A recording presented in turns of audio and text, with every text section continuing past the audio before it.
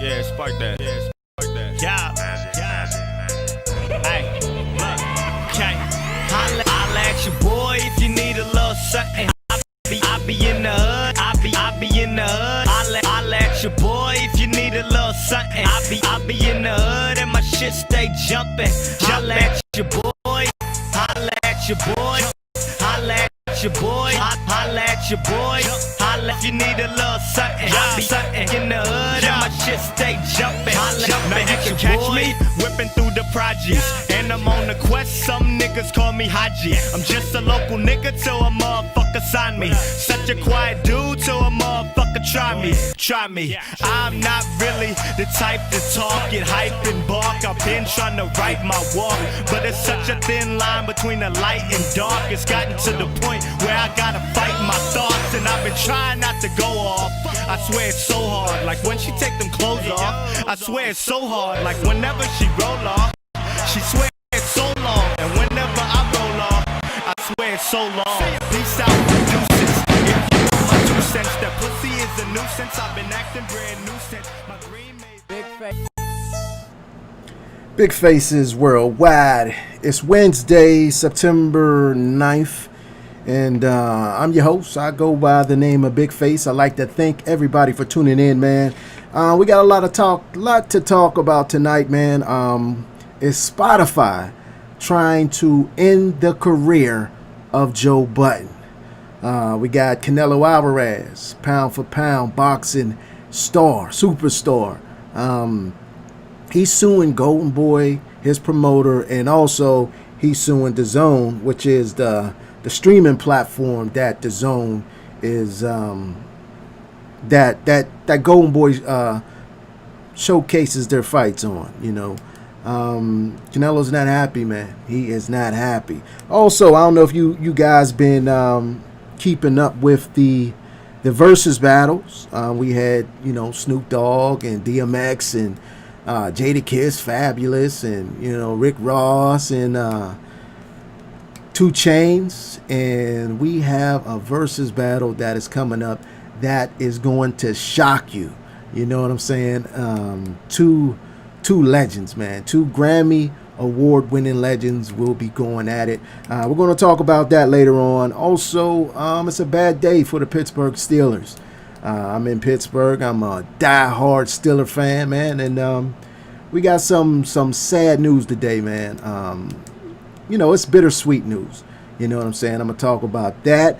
Also, keeping up with the Kardashians. I don't know if any of you watch Keeping Up with the Kardashians, or if any of you care about Keeping Up with the Kardashians, but we're going to talk about that.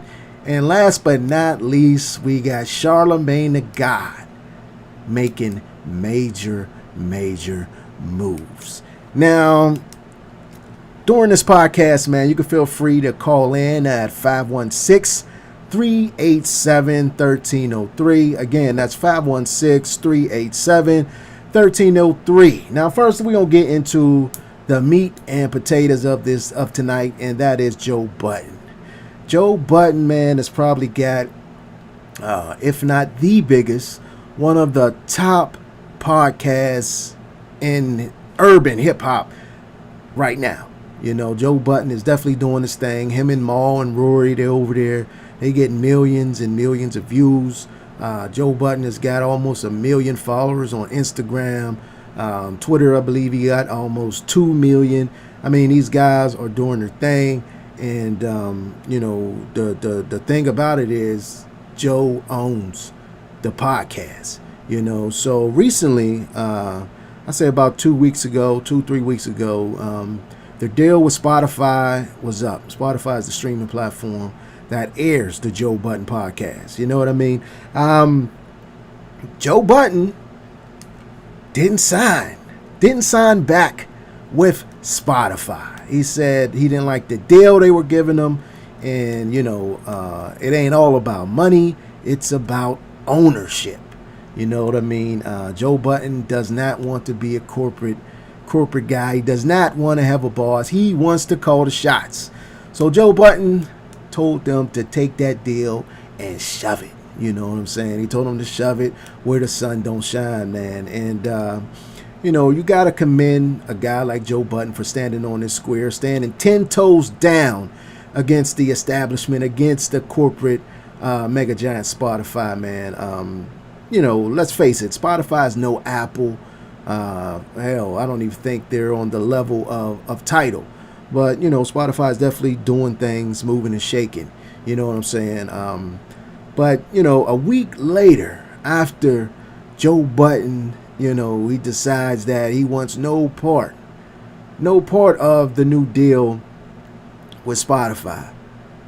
All of a sudden, all these rocks and stones start coming his way. You know what I mean? You have people like Charlemagne from the Breakfast Club, man. Charlemagne, he decided to chime his 2 cents in, saying that he think it was foolish that Joe Budden did not take the deal that Spotify had offered, you know, and you know, he think that, you know, Joe Budden would live to regret not taking that deal. Now, Joe Budden has since responded to Charlemagne in a very detailed podcast that specifically directed at Charlemagne the God. You know, he talked about how Charlemagne works for iHeart. The Breakfast Club is strictly owned by iHeart Radio. So Charlemagne comes in and he gets his paycheck from iHeart. Now, what Joe Budden is saying, that Charlemagne wouldn't understand the meaning of having your own. And Joe Budden owns 100% of, like I said earlier, one of the top urban podcasts in the world, if not the top. You know what I'm saying? And you know, he's aware of his worth, and you know what I'm saying, he's going to stand on his worth. You know what I'm saying? And he let Charlemagne the God and anybody else who has something to say know about this. Excuse me, let me get a little aqua. And then a couple days after that, you had Joe Budden's ex, Tahiri Jose. She comes out. She does an interview with Jason from Hollywood Unlocked. Now, you know, she talked about, I don't know who watched that, what's that show called, man? Marriage Boot Camp. I don't know if it's Hip Hop Stars, or I know it's a marriage boot camp where they have all these, you know, washed up celebrities. Not washed up, I don't want to knock nobody, but all these celebrities that, you know, ain't been popping in a long time. They have them on the show, man. You understand? And they have couples, you know, and the couples go there, you know, for therapy, trying to better their relationship. So Tahiri Jose was there with the guy Vado, the rapper Vado from Harlem, you know, whose career is really never left the ground. He's been rapping for a long time, man. I believe he was managed by Yandy Smith's husband, Mendici from Love and Hip Hop. And, you know, I never heard one song from Vado. Let me just say that. You know, I never heard one song from him. But nevertheless, these two went on marriage boot camp as a couple, and, you know, things got out of hand. And Vado had to put hands on Tahiri. I mean, she threw these apples and hit this nigga in the head, man. You know what I mean? Hard, too. You know, they said there was a lot of liquor at play. You know, maybe she was a little tipsy. Joe Budden did mention that, you know, Tahiri will go. She's trained to go. She will fight a dude toe to toe. And, you know, she threw these apples at Vado. You know, he was laying in the bed, and you know, she threw these apples at him. Now, she talked about on the Hollywood Unlocked show, you know, she talked about how Vado, they had these shock bracelets on. You know, these shock bracelets where the mate would shock the other mate if they got out of pocket. So she said that Vado just kept shocking her for no reason, and it was hurting. So, you know what I mean, that's why she threw the apples. To make a long story short, later on that day, Vado ended up yoking Tahiri up. you know, in front of the whole world, man. And that made headlines across the world. You know, right now in this social media time, man, everybody has got their eye on stuff like this. You know what I'm saying? Putting your hands on a woman has never been acceptable, but right now, at this point in time, they ain't playing no games about it, man. They are not playing any games about it. And you know, they put Votto on blast, and you know, he was on every blog. You know, everybody was talking about him and talking about Tahari, and did she provoke Votto, and you know, yada yada yada yada. Well, she was on Jason's show to talk about that, supposedly, but somehow, Jason and Tahari start talking about Joe Budden. Now, let me remind you that Jason and Tahari are good friends with Charlamagne the God. You know what I'm saying?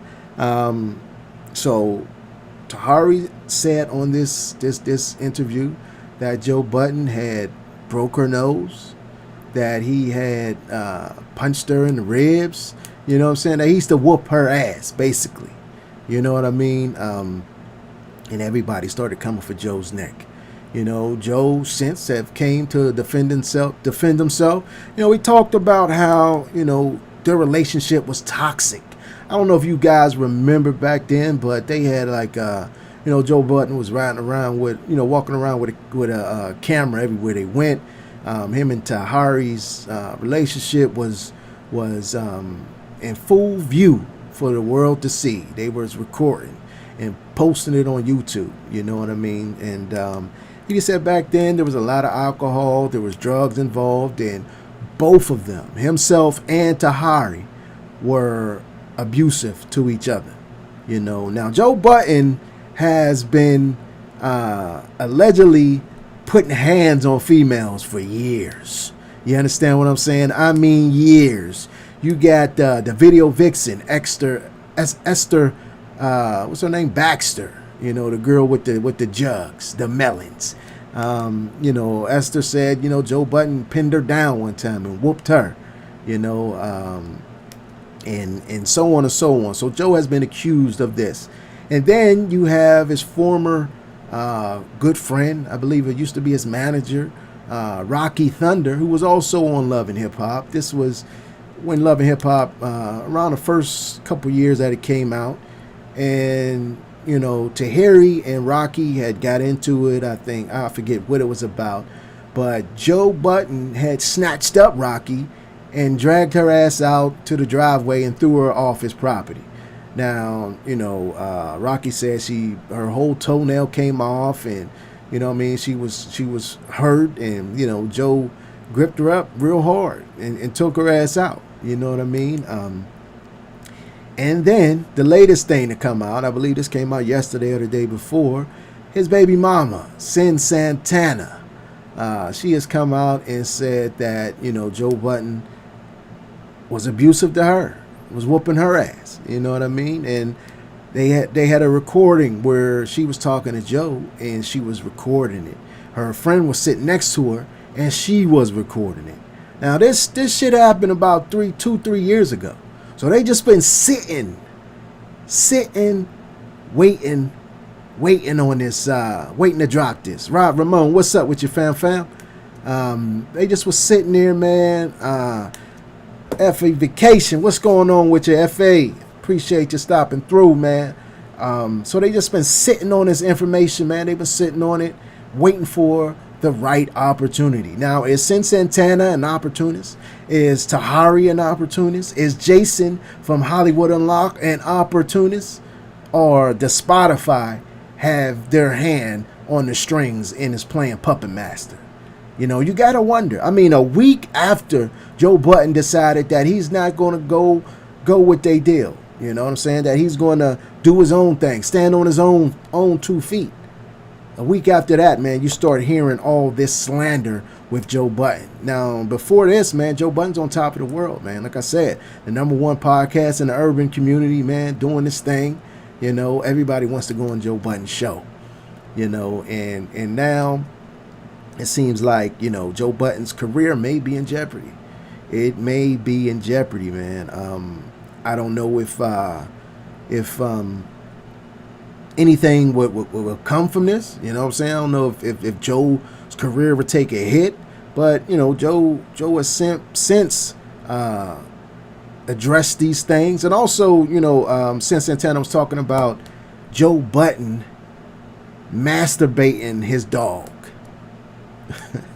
You can't make this shit up, man. Talking about him masturbating his dog, man. You know, you got some crazy people out there, you know what I mean, who would do some crazy shit. You understand me? Now that Joe Budden, can you see Joe Budden there beating his dog's meat, man, rubbing his dog's balls and shit like that? Come on, man. That's just that's some crazy shit there, man. You know what I'm saying? But hey, people have been known to do strange things, and I put nothing past anyone. You know, not no one. So, you know, Joe Budden came out and said that the dog talk was ridiculous. He talked about the you know, the abuse against the women. He said that, you know, people know him by now. You know, you've seen him on TV every day. You see him on all these shows, and you know his personality. He says people who work with him, they know. You know, they know what type of character he is, and he gonna keep him pushing. You know what I'm saying? Now, is Joe Budden telling the truth here? Is Joe Budden, you know, really the stand-up guy that he says he is, or is it all cap? Well, we don't believe you. You need more people. Joe Budden, man, he need to get it together, man. He need to buckle up his boots, man, and prepare for the storm. But I think Joe will weather this storm. You know what I mean? I think he'll get past this. You know, he has a big enough following, a big enough fan base that I think should sustain this, and a lot of people will see it for what it is, man. It's things from years ago. You know, we all got things in the closet, things that we done years ago, man, that we regret, and you know, we change. People change, man. You know what I'm saying? And you can't be held to that standard for the rest of your life. You know what I mean? In my opinion. You know, so, you know, hopefully Joe Budden gets past this, man, and you know, he can continue on with his career, and we'll see what's next for his podcast. Now about this boxing talk, man. We got Canelo Alvarez, the biggest Mexican boxing superstar right now, this generation, man. Pound for pound, #1 fighter in a lot of people's on a lot of people's pound for pound lists, man. He signed a $350 million deal for 11 fights with the streaming platform DAZN. Now, this was a year or two ago, right when HBO went out of business. He signed this deal with DAZN, and it was a massive deal, man. You know, everybody was talking about it. They were bragging about it. You know, $350 million for 11 fights. That's somewhere around $35 million per fight. Well, DAZN's not trying to pay him the rest of that money.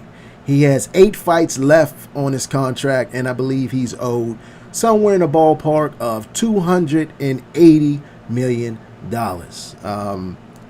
From what I hear, him and Oscar De La Hoya are not on good terms, and have not been on good terms for for quite some time. You know, especially back when Canelo won the IBF strap. He was just one belt away from being the undisputed middleweight champion. All he had to do was go and fight Demetrius Andrade and win that fight and claim the WBO middleweight title, and he would have been the undisputed middleweight champion of the world. But Oscar De La Hoya and Goldenboy, they made some type of deal with the IBF.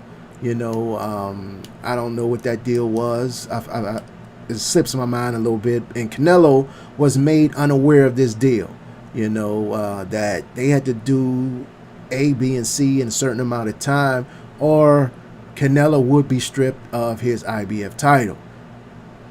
inevitably Canelo was stripped of his IBF title. He was not happy about that. De La Hoya, Goldenboy Promotions, told him nothing about that. And I think that right there started the rift between Oscar De La Hoya and what's his name, Roberto Diaz, and the rest of those guys over there at Goldenboy and Canelo. You know, they haven't been on the same page, man. He said, you know, Oscar says Canelo don't answer his calls, and, you know, everything has to go through his lawyer and his team. When before, you used to see Oscar and Canelo buddy. You know what I'm saying? They was rolling around like two peas in a pod. You know what I'm saying? But I don't blame Canelo here. I do not blame Canelo here. Oscar, before DAZN, Oscar originally wanted to go to ESPN. You know, HBO had closed its boxing doors, and Goldenboy Promotion had no home. They was having a couple fights on ESPN, you know, and ESPN made a deal with Top Rank, Bob Arum and Top Rank. They chose to go with Bob Arum, and in order for Oscar De La Hoya to be on ESPN, he had to make moves and go through Bob Arum. Oscar wasn't feeling that, you know what I'm saying? He wasn't feeling doing that, so, you know, he went to DAZN. He knew that, what's the guy's name? Slips my mind right now, but the guy that runs DAZN, he used to run ESPN. He got fired for some cocaine scandal or something like that. I'm just having a brain freeze right now. I cannot think of this guy's name. Well, anyway, he knew that he was Skipper. John Skipper is his name. He knew that John Skipper was running things at DAZN. He already had a relationship with John Skipper, so he went and sat down with him and got a deal with DAZN based on Canelo Alvarez. You know what I'm saying? Based on Canelo Alvarez. Goldenboy would have not got a deal with DAZN, the deal that they got with DAZN, if it was not for Canelo Alvarez. So everything was based on Canelo. You know, Canelo went, he fought what? Rocky Fielding. He fought, who else did he fight? I can't even remember who he fought. It's just so insignificant. They wanted that Triple G fight. They wanted that Triple G fight bad. You know, they gave Triple G a boatload of money to come over, expecting to get the Canelo and Triple G fight. At first, Canelo wasn't on board with it. You know what I'm saying? He said, nah, I don't want no parts of Triple G. I already whooped his ass, and, you know, that's water under the bridge. You know what I'm saying? They got bad blood. They wasn't feeling each other. You know what I mean? And then when Canelo said, okay, all right, I'll fight him. Now Triple G is like, nah, I don't want to fight him. You know, I'm going to fight, who was it? Steve Rose. You know what I'm saying? He took the Steve Rose fight, or he wanted to fight somebody else. I forget what happened. But then Triple G didn't want to fight. You know what I'm saying? But the public, we wasn't really looking for that fight anyway.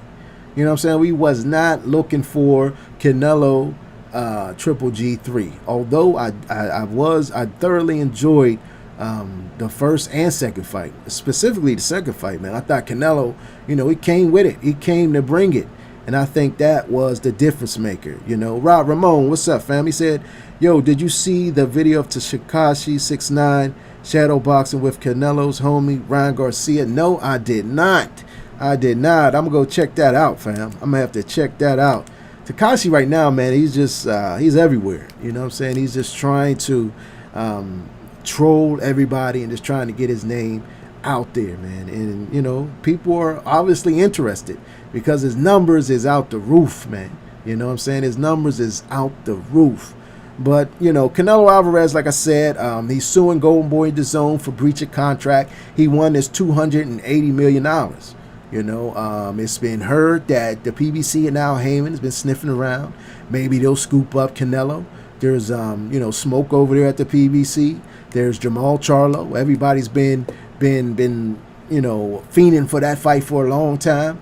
There's David Benavidez. There's Caleb Plant. You know, the PBC got some guys over there, some work over there for Canelo. You know what I mean? So if Canelo's looking for that smoke like he says he is, then I think PBC is the place that he'll end up. You know, Top Rank, they really don't have, you know, a lot of fighters, a lot of fights over there for Canelo. You know what I mean? A lot of attractive fights for Canelo. So I think the best spot would be the PBC. And, you know, we'll find out you know, I guess in the coming months what's going to happen with Canelo. But as far as him fighting this year, I don't see it, fam. I just don't see it. He was supposed to fight on what, Mexican Independence Day. You know, that's coming up. What's that? That's this weekend. You know what I'm saying? And this is the second year that he'll miss it. He missed it last year because Goldenboy fumbled the ball. You know what I mean? Now he missing it again. Canelo, you know, he just said that he wants to fight. You know, he want to get back to fighting. He want to get in there and give his fans what they want, and that's to see him fight. You know, and he said that the DAZN is not, you know, giving him that opportunity. He said Goldenboy Promotions is not giving him that opportunity, and he does not want to be held back by either of them.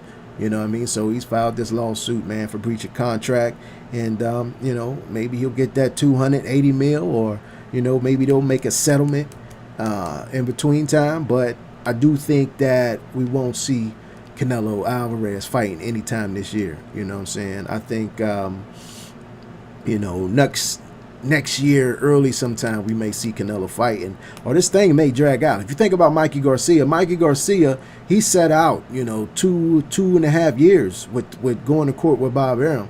You know what I mean? That's 2.5 years of his prime that's gone. You know, now Canelo, what, he's 29, almost 30. You know what I'm saying? Can he afford to sit out a year or 2 years? You know what I mean? What does that do to Canelo's career? You know, so, you know, I'm going to just be glued to the tube, man, and I'm going to just, you know, keep my eye on this, and, you know, I'm going to let you guys know what's up, you know what I mean?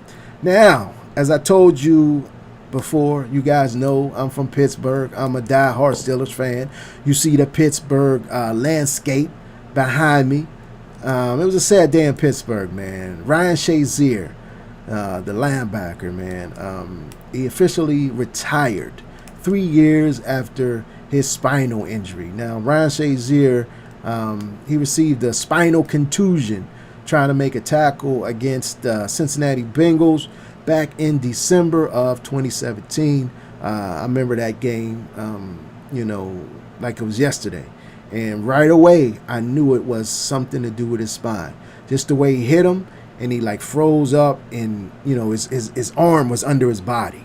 You know what I mean? His arm was under his body, and he, you know what I mean, couldn't move one way or the other. You know what I'm saying? I said, damn, that's the spinal injury. You know, it was a long road back for Shazier, but he's doing much better, man. You know, at the outset, they thought he wasn't gonna walk no more. They thought he would never walk again, man. You know, but you know, Shazier's a warrior, man. You know, he has an interview clip. You can check it out on TMZ, where, you know, he just thanks the organization, the Steeler organization, thanked his family, and thanked us, the real diehard Steeler fans, man, for, you know, just being in his corner and helping him get through this. You know, he's still in therapy, but, you know, he's taking it day by day. He's now walking. You know, he'll never be able to play football again. But he was really trying to get back on that field, man. After suffering an injury like that, he was trying to get back on that field. Rob Ramon says, Canelo on PBC would be dope. Like you said, lots of smoke for Canelo over there. No question, man. No question. And I really think that's where you're going to end up, fam. You know, I think that's where you're going to end up. But Ryan Shazier, man, you know, he was a monster on that defensive side of the ball, man. I enjoyed watching him play. You know, he made a lot of game-deciding plays, you know what I'm saying? And he's going to be missed. He's been missed since he's been hurt. The 3 years we've seen that there's been holes all in the Steelers' defense, man. But, you know, we getting better. You know what I'm saying? We getting better. The Steelers always, you know, we always in the playoff. We always in the hunt. You can never count the Pittsburgh Steelers out. You understand what I'm saying? So we'll see what's up with that, man.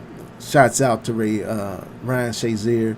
He says he's going to do different things, you know, explore different opportunities, man. And, you know, we'll see what's up, man. Also, like I said, if you guys been keeping up with the versus battle, I don't know if everybody has, you know, my favorite versus battle of to date is the Snoop Dogg and DMX, man. I think that was just on point. DMX all fat and shit. You know what I mean? DMX gained all that weight. Just seeing him with the beer belly and, you know what I mean, huffing and puffing, but still doing the dog man thing, man. I really enjoyed watching that show, man. They went back and forth. I would get a win to Snoop, though. I think Snoop, was more polished, had his shit together a little bit more than Dark Man X, you know what I'm saying? But, the versus battles, has been a blessing during this quarantine thing, man, when, there's not a whole lot to do. There's not a whole lot to do. I think Jill Scott and Erykah Badu was the first to set it off. They was the first to set it off. They went back and forth, and, everything, everybody else just followed suit, But I think that Snoop Dogg and DMX was the best so far. You understand? But this what I'm about to tell you, man, is a versus battle that I did not see coming. It's from two Grammy award-winning singers, two women that have been in the game for decades. You understand? This is none other than Gladys Knight would be going up against Patti LaBelle. Now, that is a versus for your, for your mama, for your aunties, you know what I mean? Where, they can get some of this verses too. They trapped in the house like everybody else, you know what I mean? It ain't got to be all hip hop, you know what I'm saying? We're going to see Midnight Train in Georgia going up against On My Own, So, I'm sure the older generation will enjoy this versus between Patti LaBelle and Gladys Knight. It's going down September 13th at 8 p.m. Make sure you let your aunties and your people know about that, man. They got a lot of hits. They got a lot of hits. I know the verses, they do 20 songs? They do 20 songs. So believe me, those 20 songs going to be fire. Oh, and by the way, let me tell you, man, during this quarantine, if you guys follow my channel, you know that I have been strictly boxing from the beginning. I think, it was in my best interest to switch the channel up a little bit and start talking a little bit about everything, man. Just top headlines, man. Breaking news all around the globe. Just to, attract more of an audience to,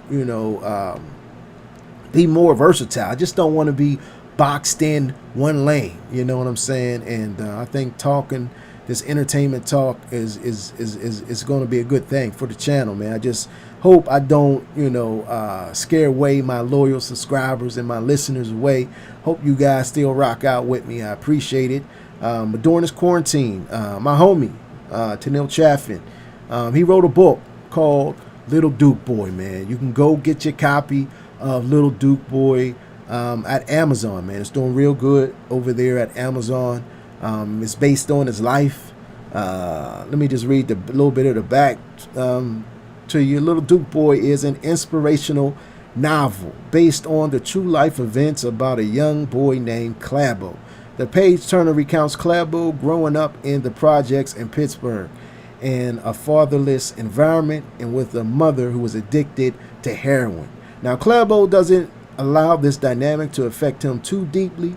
At least he doesn't think so. While most of the people around him is in dysfunctional, broken, he has a couple positive male role models who feeds him wisdom that he will later use when he's of age. While he didn't have a relationship with his earthly father, he forms nurtures a strong connection with his heavenly father. But that doesn't come right away. Clabo lives the fast life that is all too real for young black men in the inner cities, man. And surrounded by violence, drugs, dirty money, prostitution, murder, everything in the book, everything you could think of. You know what I'm saying? This is a true story. It's about how he turned his life around. The book is real good. He got your boy in the book. And right now, we're in the midst of filming a movie to Little Duke Boy. So, you know, at the beginning of this podcast, you've seen the little teaser of the movie. You know, it's written by, like I said, my man, Untitled Chapter. This movie's produced by myself and him, directed by myself and him. And, you know, we're going to make it happen. You know what I mean? It's a beautiful thing. It's a beautiful thing working on this movie, man. The enjoyment that you get from just seeing the fruits of your labor. You know what I mean? He worked hard for this book, man. I know the hours that he put in on it, and just to see, you know, us getting it on film. You know, just knowing that we lived this. You know what I'm saying? Just you know, reading parts of the book that you actually was there for. You know what I'm saying? That you're going to see on the screen. You're going to have people acting these parts out. You know what I mean? Later on, we're getting to the point where it's time for us to be in the movie. So yes, I will be in this movie. My homie will be in this movie. So be on the lookout for Little Duke Boy, man. You know, check me out on Instagram at BIGFACESWORLDWIDE, all one word. You can check the other page out, Big Faces Worldwide Entertainment Group. You know, we'll be dropping little, you know, tidbits of us behind the scenes working on the movie and things like that, man. So, you know, I really hope that, you know, my listeners and subscribers, you know what I mean, y'all support the movement. You know, my man Rob Ramon said, yo, I haven't checked out Snoop versus DMX, but I saw Teddy Riley and Babyface. Yeah, I seen that one too, but the audio, you know what I'm saying, the audio kept messing up on them dudes, man. But I think I would love to see that again, where, you know what I mean, everything runs smoothly, man. But yeah, man, them verses is a hit, man. Go check out that DMX Snoop, Rod. You'll like that, man. You will definitely like that. But yeah, man, I said we're working on Little Duke Boy, and you can expect that sometime in 2021. Now, how many of you watch Keeping Up with the Kardashians? I don't know if anybody watches this show. I know my wife, she loves Keeping Up with the Kardashians. I know it's been a big show on E for, I believe this will be the 20th season. You know, it has made that family millions and millions of dollars. Kylie Jenner has become the youngest billionaire, and everything started with Keeping Up with the Kardashians. Well, it started with Kim and Ray J, but you know that led to Kim and Ray J led to Keeping Up with the Kardashians, which led to each and every one of them having a successful life, man. You know what I mean? Doing other things, having these fashion lines and makeup lines, and you know what I'm saying, they be getting that Skrilla, man. Kylie Jenner, was she 21, 22, early 20s, the youngest billionaire, man. That's crazy, man. That's crazy. And Kim, you know, she got Skrilla. You know, her man Kanye West, he got a hell of a bankroll. He's a billionaire now. You know what I'm saying? That's a lot of money, man. That's a lot of money. Shit.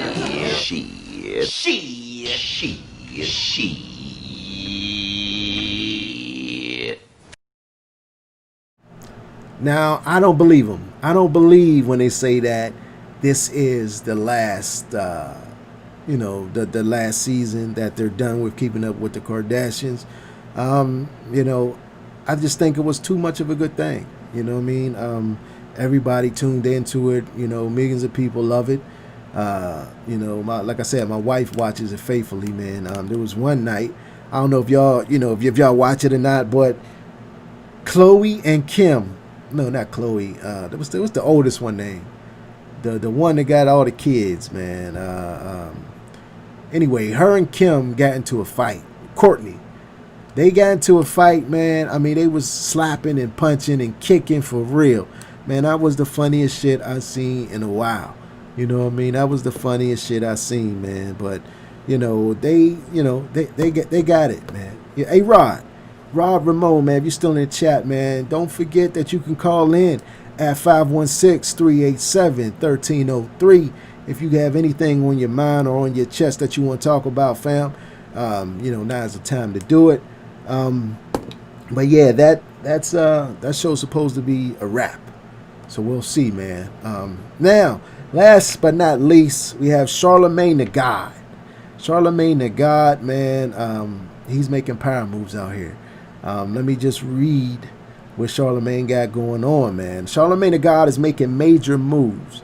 It has just been announced that Charlemagne has signed an exclusive partnership deal with iHeartMedia to launch the Black Effect Podcast Network, which will be anchored by his own popular syndicated radio show, The Breakfast Club. Now, that's the show with Charlemagne, Angela Yee, and DJ Envy. Now, according to Variety, Charlemagne the God will officially debut the Black Effect Podcast Network this fall with 18 podcasts on iHeartRadio and across other podcast platforms, curated exclusively by himself. iHeartMedia said that the venture is positioned to become the world's largest podcast publisher dedicated to black listeners and voices in black culture. I think that's a major move made by Charlemagne, man. Charlemagne is one of these guys who definitely uses his platform to speak out about injustices happening, police brutality, and all these, culture things that's going on today. And I think an outlet like this can be, used to his benefit, man, to reach people all over the world, man. I know the Breakfast Club is quite popular all over the world. I mean, millions and millions of people tune into the Breakfast Club. It's one of the top urban radio shows, not only in New York City, but around the world. And this new thing that Charlemagne the God got going on with iHeartMedia, I think is a plus. The Black Effect Podcast Network, that's what's going to be on, man. My man Rod says, yo, no cap, I peeped the Kardashians with the wifey. Gotta respect the mom's hustle. Oh yeah, man. Kris Jenner is a genius, and can you believe that she manages all of their careers? She manages Khloe, Kim, Courtney, Kylie. What's the other one's name? Kendall. And you know what I'm saying? That's a lot of careers to juggle. You know what I'm saying? She got that bag, man. She turned all of her kids into superstars and turned them into multi-millionaires, turned her youngest into a billionaire. Wow, man. And Kanye West, man, being a billionaire, it's crazy. I didn't do no research quite to see how Kanye actually did it, but if I can't remember, man, I mean, I'll say 3-4 years ago, Kanye was in the hole, man. You know what I mean? He was in the hole, and he owed people money, and things like that. And it's just amazing how a few years later, he is now a billionaire. He wanted to break into that fashion industry, you know what I'm saying, real bad. You know what I mean? When I remember he was going on them rants and shit, calling out all them top Louis Vuitton and Versace. He was calling out everybody, Nike, and they wouldn't let him in, man. So what did Kanye do, man? Kanye went in his own lane, created the Yeezys, and obviously he's doing real well. He got the clothes with the holes in them and shit. You know what I'm saying? How does somebody make some clothes with all types of holes in them and get rich off of it? You understand what I'm saying? Let's take a pause for the cause real fast.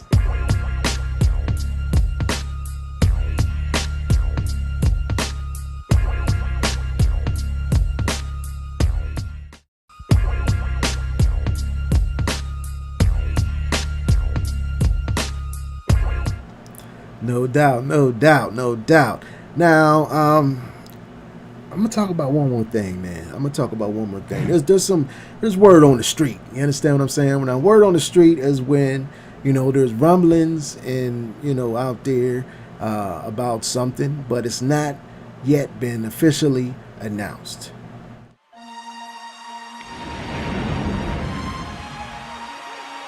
want that person to come out. Because if he comes out, hell is coming with him.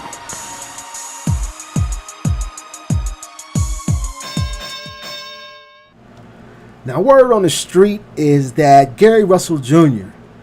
and has agreed to terms with Devin Haney for a fight coming up later this year, man. Now, we've been, you know, if you follow boxing like I do, we have seen this thing brewing. We have seen this thing bubbling over. Gary Russell Jr. has been on a tirade.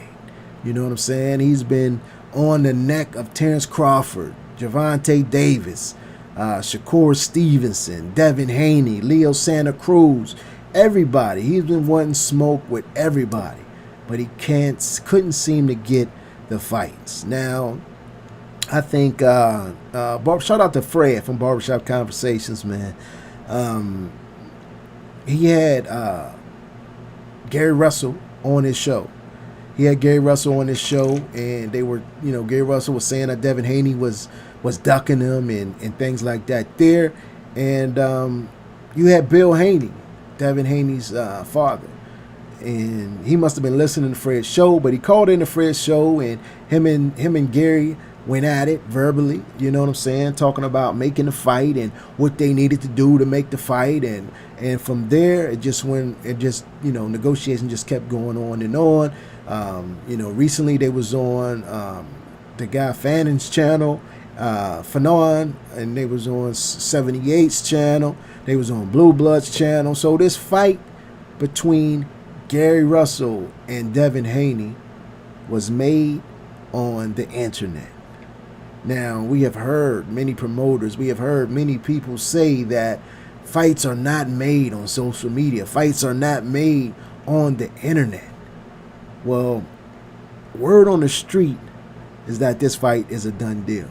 Now, if this fight is a done deal, then this fight was made right here on YouTube. Yes, it was made right here on YouTube. And you got to commend those brothers, man, for making that happen, man. And I don't think it would have happened without guys like Fred from Barbershop Conversations, guys like Blue Blood, guys like what's the thing, Trill Boxing Talk, you know what I'm saying? All those guys over there, they was promoting this fight, man, talking this fight up, it's apparently might be happening, so we'll see, man. We'll see. They say they sent the contract to Gary Russell, they put in there everything that he asked for, all they're waiting back is to hear from Gary himself, and we'll see what happens, man. Now, do you guys really think that little Gary Russell can go up there and beat Devin Haney? I'm real interested to see this fight, man. It's real intriguing, you know what I'm saying? Just the confidence and the swagger of Gary Russell Jr., man. It makes you want to tune in, you know what I'm saying? It makes you want to tune in. Now we talking about a guy who said that he wanted to jump up 4 weight divisions to battle Terrence Bud Crawford, one of the best fighters in the world. Gary Russell Jr. says he was willing to go up to 147 and fight Terrence Crawford. Well, we don't believe you. You need more people. Well, he still says that fight still may happen, after Gary Russell. I mean, after Devin Haney, should he get past Devin Haney? I just think Gary Russell is just too little, man. He's a little guy with little arms, man. I think Devin Haney has something like a 71, 72-inch reach advantage, a reach, man, and it's going to be hard. He has a good jab. It's going to be hard for Gary Russell to get in there. But, he is a outstanding boxer, and, I think that skills pay the bills. And he does have the skills, you know what I'm saying? So let's see if it can match up if this fight is made. So we'll see what's up with that, man. But listen, man, I appreciate everybody tuning in, man. Again, this has been a wonderful show. We talked about a lot of topics. Catch me here Monday through Friday, 8 p.m. You know, we're gonna do this thing again and again, man. Appreciate you know, the participation from my homie Rod Ramon, my man FA coming through, TRU. I love that avatar, man. You know what I'm saying? We doing big things, man. But if you got social media, man, if you're on Twitter, if you're on Instagram, check your boy out at Big Faces Worldwide, all one word. But in the meantime and in between time, stay blessed and keep on supporting this sport that we love called boxing. And now we inside the entertainment world, man. We're gonna be bringing you these headlines, fam. You know, headlines, breaking news. We're gonna have special guests on here. You know what I'm saying? We're gonna have, you know, debates. We're gonna be doing this live stream thing, man. You know what I'm saying? I'm gonna be more consistent with it. And that's all I gotta say. Peace out.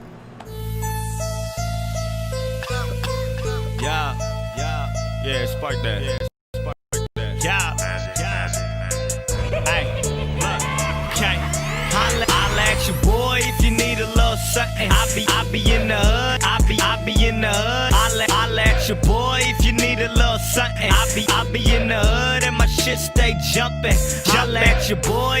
Holla at your boy. Holla at your boy. Holla at your boy. Holla at your boy if you need a little something. I be something in the hood and my shit stay jumping. Now you can catch me whipping through the projects, and I'm on the quest. Some niggas call me Haji. I'm just a local nigga till a motherfucker sign me. Such a quiet dude, fucker try me. I'm not really the type to talk, get hype and bark. I've been trying to write my